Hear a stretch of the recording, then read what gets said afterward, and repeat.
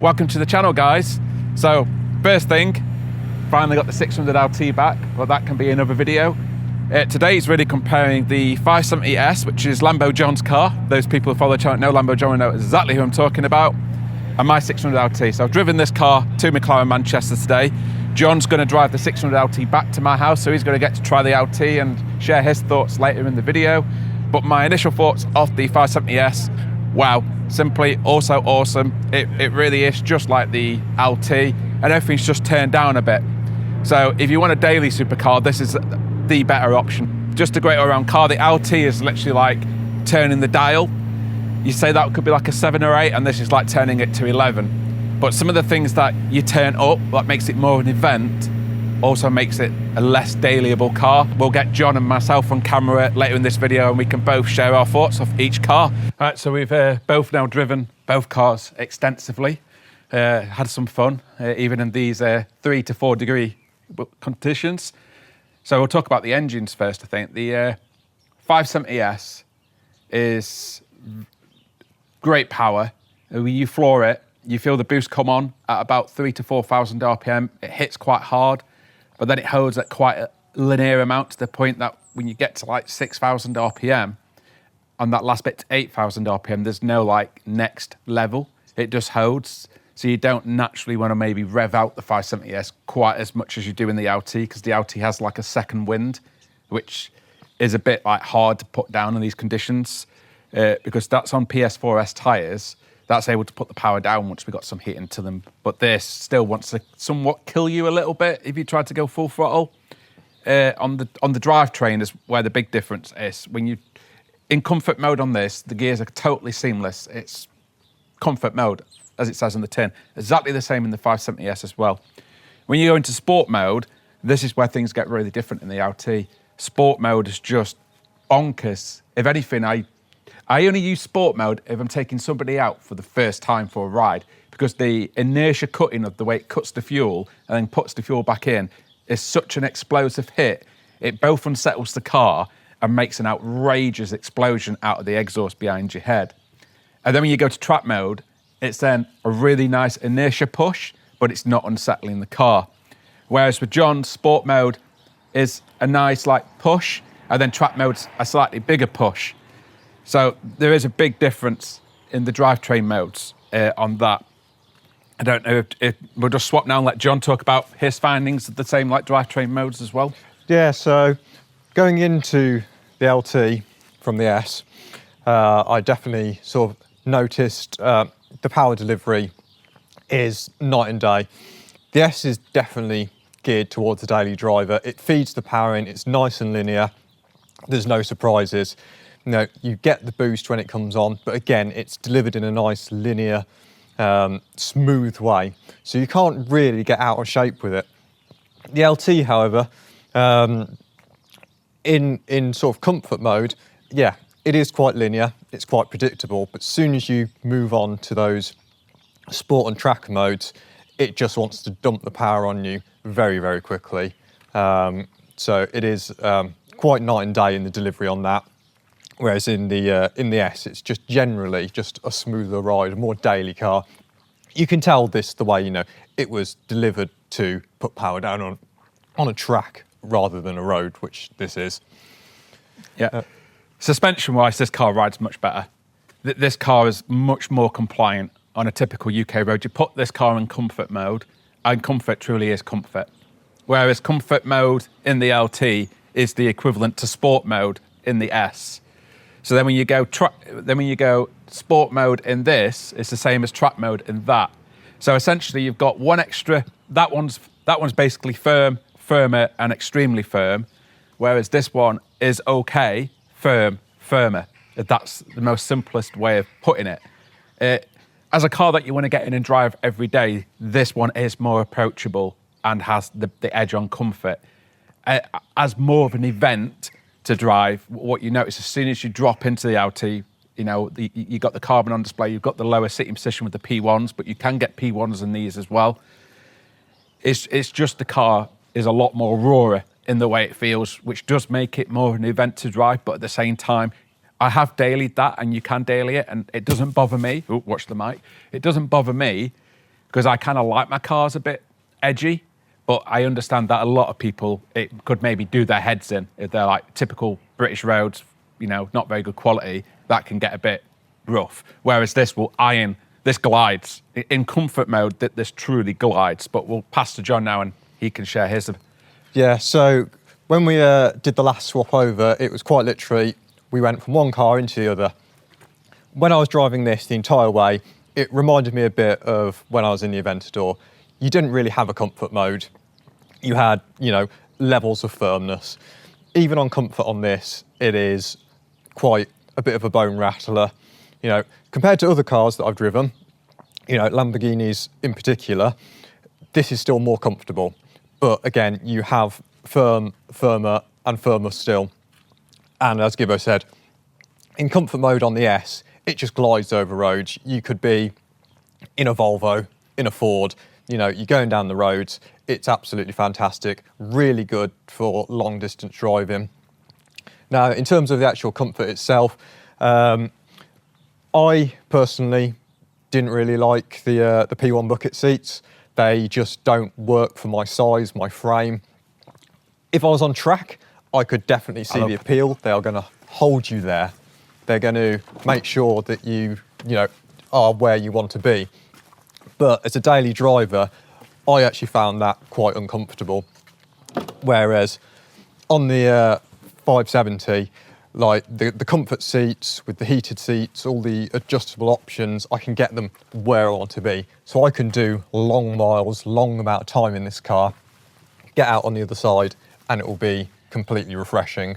Whereas just on the small sort of drive home within the 600 LT, I was starting to feel it a bit in my back. That is going to be completely dependent on you as a person. But, you know, I'm a small frame, I'm quite a small person, and they just didn't really work for me, personally. I'm the opposite. I love the fact that I'm sitting on the floor. So I love being really low in the car. And for whatever reason, they work perfectly for the way my body design. I've done hours and hours in those seats, and I never get uncomfortable. So I really like them. But once I got the comfort seats where I wanted them, which wasn't the easiest of things to do because they have a lot of adjustments. So it takes quite a lot to get those seats in the right position, but they do have a memory function. So once you've got your seat where you need it to be, you can save it. The bonus of the comfort seats, especially being a Spider, they're heated. And of course, 3 degrees today, roof down, enjoying the car. I was nice and toasty in there with the heaters on and the heated seats. I don't know how... Yeah, I mean, fortunately, because you are lower in the P1 seats, all of the heat that you actually dump in via the footwell does warm you up quite well. So it swings and roundabouts. So I actually found when I hopped back into my own car, I found that the top of my legs were quite cold, whereas in the LT, they were kept warm. So you do trade off. And I would say anyone looking to buy these cars, try the different seat options.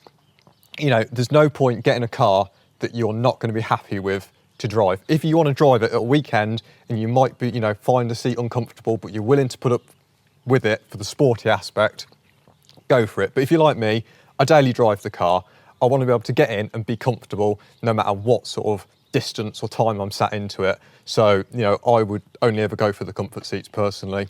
Yeah. If I was going to buy a car for track, I would get, you know, the buckets to hold me in place. But, you know, again, if you're going to buy one, you've got to try all the options and make sure you get the one that's right for you. Yeah, and with the LT, there's actually a third seat option as well. You say you can have the comfort or the P1 like you can in the 570S, but in the LT, there's also the center seat, which is an absolute work of art to look at, and it's mega light. It's like 6 kilos something. But I drove an LT with the center seats, and unfortunately, like Jon with the P1 seats, the size and the shape of the seat didn't work that great for me. After about 25 minutes in, I was in quite a bit of back pain. So different seats work for different people. So that's, as Jon says, it's very important to try the different seats.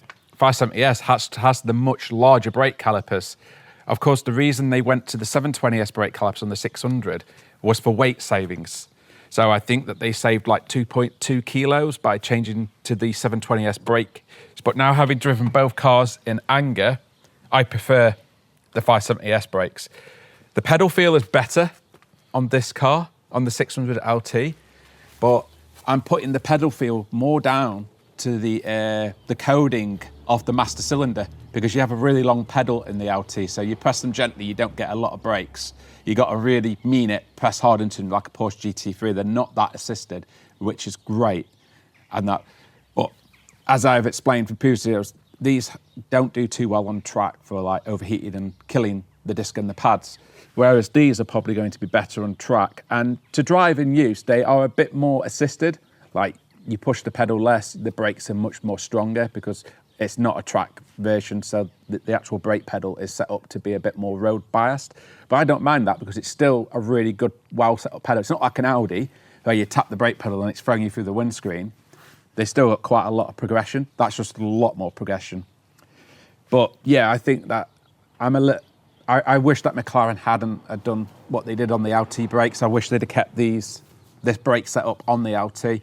I mean, I know why they did it. They wanted to do the weight savings of 2 kilos, but pretty pointless if you ask me. I'd rather those brakes. But we'll move on to something else that's probably the biggest difference, and that's when you get to the back of the cars. The first of all is the visual one. You got top exit exhaust. But what really sets the LT apart is the soundtrack. It adds to you, the driver. Where are you at, Jon, on the LT's exhaust? Yeah, so the one thing I like with my cars, no matter what the car is, I like a nice sounding engine, a nice loud exhaust. The 570, quite frankly, it has a nice sound, but it's not that loud and it's not that special. It's just the way that most turbo cars are. You know, by the time that it's passed through the downpipes, through the catalysts, you know, by the time you've got all the sort of the turbos, all of that doing its job, it takes so much away from the engine sound. Now, in the 570, you don't really hear much as a driver, to be honest. Whereas in the LT, it is so much more sort of involving and theatrical. Like, you going along, you got it in track or sport mode and it downshifts and you just get lovely whips, lovely cracks, lovely bangs out the back of it, right behind your head. Like, it lets you know that the engine is working, that, you know, that you're downshifting, that you're upshifting. It just is an absolutely fantastic soundtrack. But having said that, as a driver, I've never actually noticed any sort of pops, bangs, whips, cracks from my own car. When I was following the car today, I actually did hear them, but as a driver, you don't. So potentially by the time that, you know, I've changed the exhaust system out, I might get some of that more theatrical fun from my own car. But it's that balance. Once you start messing with it on a turbo car, you can actually just end up making a car loud and horrible.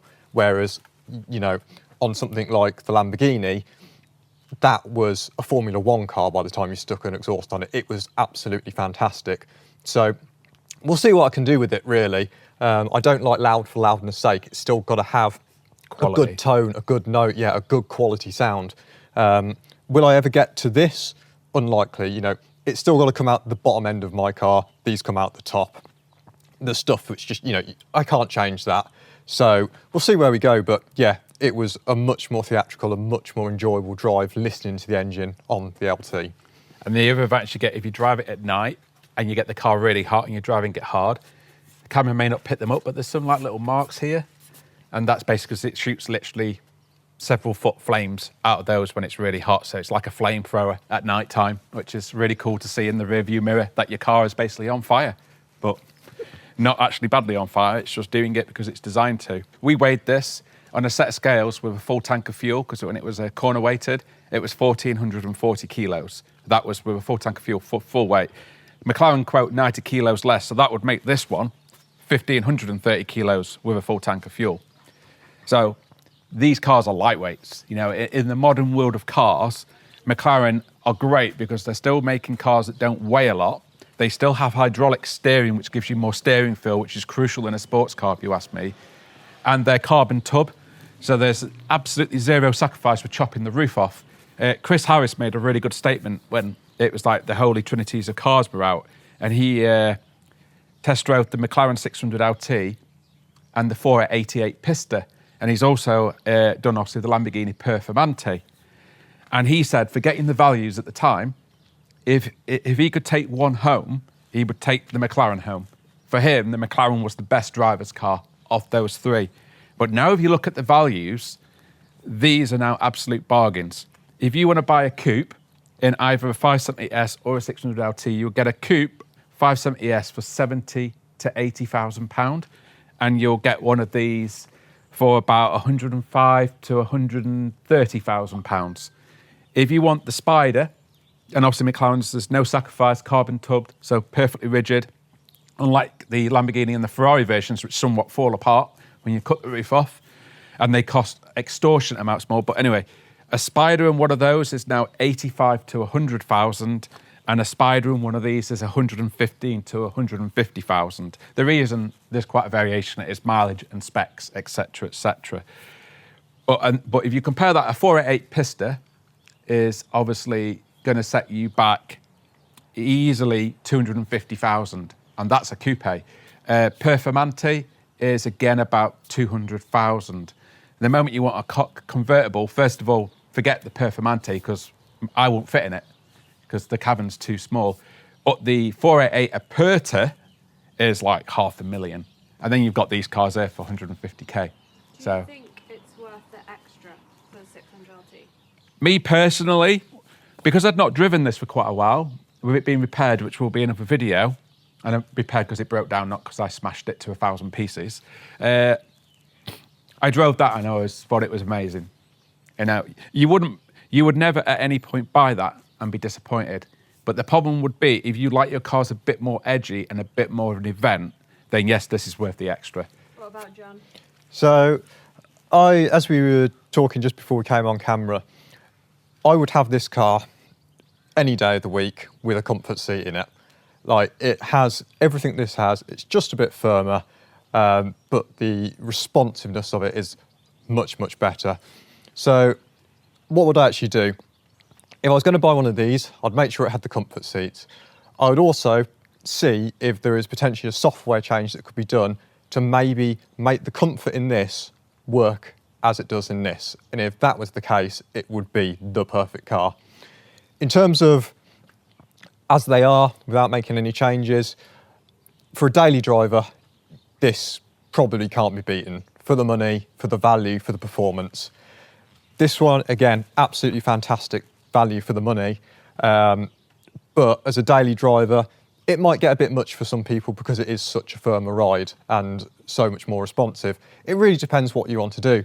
When I am doing long distance driving, I want to be comfortable. And that's where I think the 570 really does excel and really does shine. If you're looking at them, just go for what you like the look of, what specs available. There's so many cars, colours, options available. There's something for everyone. So just go for what you actually want. In terms of going for a coupe versus a Spider, it's a no-brainer for me. You always go for the Spider with a McLaren. There's no loss to it. Okay, you pay a bit of premium on the price, but you're going to get it out at the other side, and you get the option of, going out on a cold, crisp day like today, you put the heaters on, you put the seats on, and you can just go for a fantastic drive. Yeah. You can never get that from a coupe, and that was almost my biggest regret on the Aventador. I should have gone for the Roadster version so I could have taken the roof off. Now that I'm back into Spider cars, I'm never going to go back to coupes. So, I'm in total agreement. For me, if you're buying a McLaren, it should always be a Spider, especially when the premium to get into a Spider is, like in a 570S, it's 10, 20,000 pound more. In a 600LT, it's probably 20-ish thousand pound more. And even though you pay more initially, you'll get that back when you sell the car anyway. So it's not actually costing you any more to get the Spider during the ownership process of buying, and then eventually when you sell it, you'll get the money back. But you get two cars in one, because these are hard tops when they're up. So they pretty much look like the coupe. You get the little line, but it's never bothered me. And the other advantage of these, when the roof is up, if it's raining, not a problem. You can drop the back window, which in an LT is amazing because then you get even more exhaust noise than you do with the roof down, because it literally channels all of the exhaust straight there, right at the back of your head. So for me, the most important thing when buying a McLaren, buy a Spider. It's as simple as that. There is no compromise by having the Spider. I think it's 40, 50 kilos. No one's ever feeling that. So, yeah, absolutely a Spider. And that question, is this worth the extra? For me and what I enjoy, yes, it's worth the extra. But that's not taken away from the S. It's a truly amazing car. What about running costs between them? They're pretty much the same. They're both on the same servicing list. They're both on the same warranty list. And they're probably both pretty much the same on fuel economy. This might do a 1 mpg better because it's got nearly 100 kilos less to carry about when you're cruising. But they are both the same. If you buy them both well, the depreciation will be minimal now because these are really great bargains to buy at the moment. Absolute bargains. And yeah, they're far cheaper than a Ferrari or a Lamborghini to run, put it that way. Far, far cheaper. Because having owned, Jon's owned the Lambo, I've owned the Ferrari. Warranties with Ferrari are a lot more expensive and don't cover anywhere near as much. Servicing on a Ferrari is a bit more. On a Lamborghini, it's in another dimension more money. Like if you want to keep these in the McLaren network, it's affordable because typically a service on this is around about £1,000. And a major service, like the biggest service on one of these is about £3,000 and it's once every 6 years because they recommend you put a charcoal canister and fuel filter in, which a lot of people don't actually do because the cars don't do enough mileage to merit actually changing those parts. So yeah, they're really cheap to run. They're cheaper than a Ferrari. The warranties are better.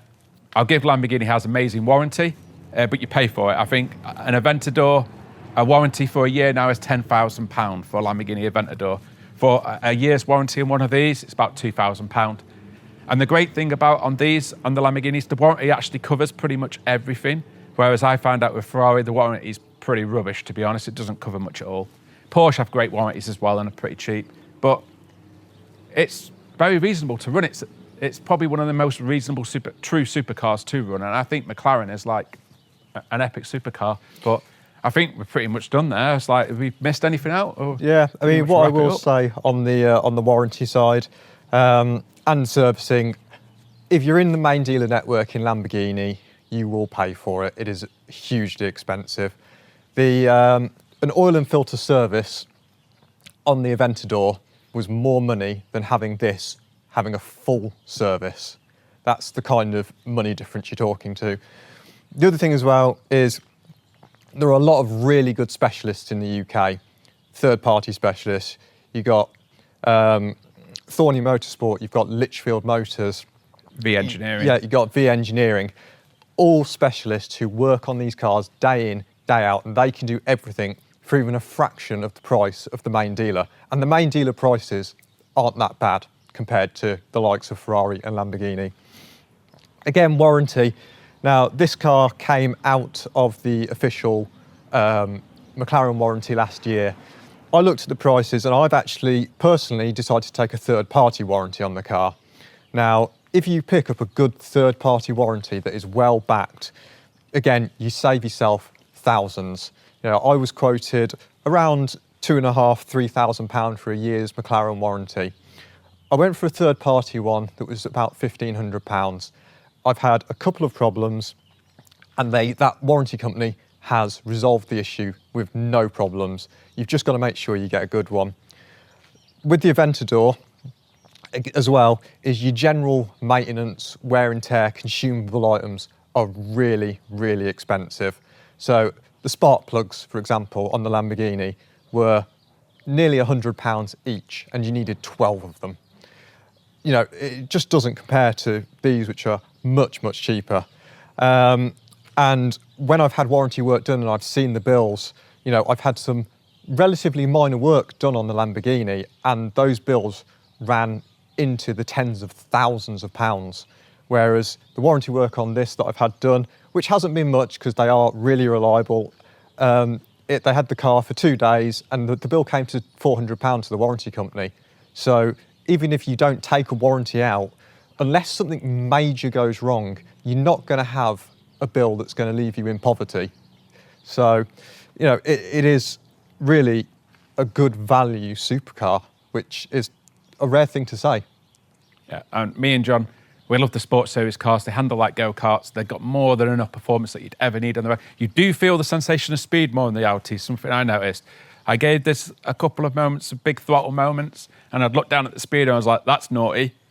And I didn't really get the sensation that I was going quite that fast. Whereas this one, you are aware that you're going, it just shows the speed a bit more. And I do love cars where I feel like I'm going faster than I actually am, which is definitely not the case with any McLaren. But you do feel the speed a bit more in the LT, which obviously there's no carpets in there. It's just raw. It's a bit firmer. You've got the exhaust behind your head. It all adds up just to you're aware of the speed a little bit more. But they're still way too fast for a UK road. So you do have to be careful if you're pressing the go pedal because they accelerate crazy fast. But yeah, I think we'll wrap it up at that. Thank you for watching. Please do subscribe to the channel and please do give us a like if you've enjoyed this video. And if you have any questions about any supercar or McLarens, just drop a question on the comments and me or Jon will get that answered for you. Thank you for watching.